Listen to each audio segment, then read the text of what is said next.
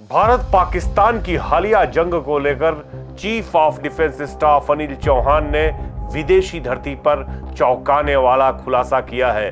उन्होंने ब्लूमबर्ग को दिए गए इंटरव्यू में कहा है कि भारत पाक की हालिया जंग के दौरान रणनीतिक गलती हुई थी। The good part is that we are able to understand the tactical mistake which we made, remedy it, rectify it, and then implement it again. जब उनसे पूछा गया कि कितने फाइटर जेट गिराए गए तो उन्होंने कहा कि यह महत्वपूर्ण नहीं है कि जेट गिरा, महत्वपूर्ण यह है कि पाकिस्तान ने जेट क्यों गिराया।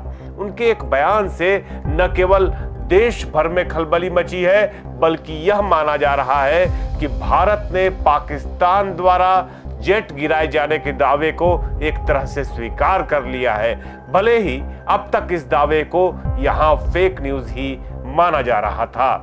नहीं भूलना चाहिए कि जंग के बाद CNN समेत दुनिया भर के मीडिया आउटलेट हिंदुस्तान के कम से कम 2 राफेल गिराने की बात कह रहे थे। CNN ने यह दावा राफेल के सूत्रों के हवाले से किया था। हालांकि सरकार इस मुद्दे पर अब तक खामोश है। यहां तक कि PIB ने CNN समेत तमाम विदेशी मीडिया के ऐसे दावों का खंडन भी जारी कर दिया था। महज एक दिन पहले तेलंगाना के मुख्यमंत्री रेवंत रेड्डी ने PM मोदी से सवाल पूछा था कि कितने राफेल गिरे। वहीं भाजपा नेता और पूर्व केंद्रीय मंत्री सुब्रमण्यम स्वामी ने पाकिस्तानी सेना द्वारा 5 जेट गिराए जाने की बात कही थी।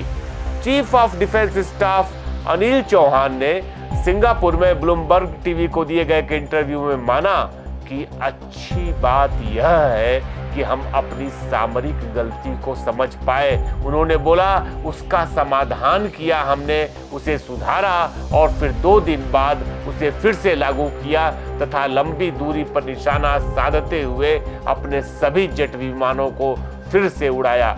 उन्होंने अपने इंटरव्यू में यह भी कहा कि 4 दिन के युद्ध में परमाणु युद्ध की नौबत कभी नहीं आई। दरअसल CDS की टिप्पणी 7 मई को पाकिस्तान के साथ शुरू हुए संघर्ष के दौरान देश के लड़ाकू विमानों पर किसी भारतीय सरकार के प्रतिनिधि या सैन्य अधिकारी की अब तक की सबसे प्रत्यक्ष टिप्पणी है।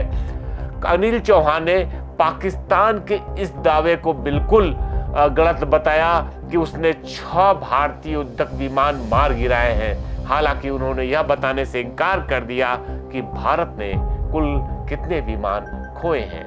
लड़ाकू विमानों के बारे में पूछे जाने पर चौहान ने कहा वे क्यों गिरे, क्या गलतियां हुई, यही महत्वपूर्ण है। उन्होंने कहा संख्याएं महत्वपूर्ण नहीं है। वो ब्लूमबर्ग की पत्रकार हेस्लिंडा अमीन ने अनिल चौहान से कई बार यह जानने की कोशिश करी कि आखिरकार पाकिस्तान ने भारत के कितने जेट गिराए, पर श्री चौहान हर बार यही कहते सुने गए कि महत्वपूर्ण यह नहीं है कि उन्होंने जेट गिराए, महत्वपूर्ण यह है कि क्यों गिराए। अनिल चौहान के इसी जवाब को पाकिस्तान द्वारा भारत के जेट गिराए जाने की स्वीकृति के तौर पर देखा जा रहा है। दिलचस्प यह है कि ब्लूमबर्ग के सिंगापुर पत्रकार को इंटरव्यू के बाद अचानक ही अनिल चौहान भारत की मीडिया को भी इंटरव्यू देते दिखे जा रहे हैं, लेकिन तब तक उनका वह पुराना वीडियो बहुत वायरल हो चुका है। उधर CDS के बयान पर कांग्रेस का पक्ष भी आया है।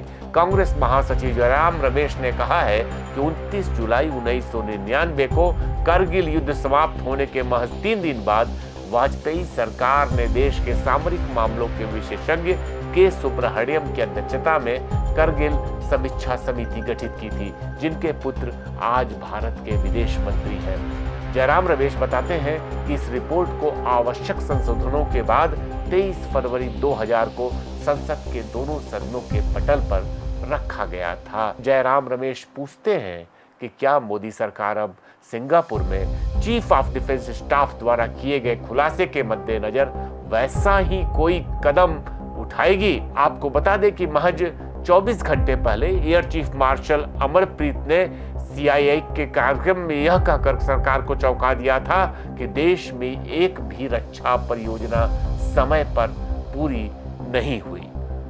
देखते रहे हमारे कार्यक्रम को, लाइक करें, सब्सक्राइब करें, अपनी टिप्पणी भी जरूर दें। फिर मिलते हैं। नमस्कार।